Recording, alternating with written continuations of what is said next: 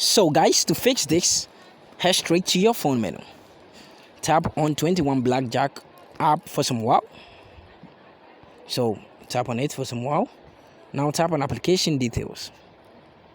When it's open, you're going to see that you are going to be in app info. So when it gets here, tap on notifications and make sure the show notification is toggled on. When it's off like this, just turn it on. Now go back, tap on force stop, then I'll tap on OK. After doing this, tap on storage and cache, then tap on clear cache. If you clear the cache and it's still not working, then tap on clear storage. Then after that, tap on OK. So after that, go back, tap on mobile data and Wi-Fi or mobile data and restriction, which differ from your device. So make sure the background data is toggled on. After doing this, what you have to do is to restart your device. Tap on the power button for some while, then tap on reboot to restart this.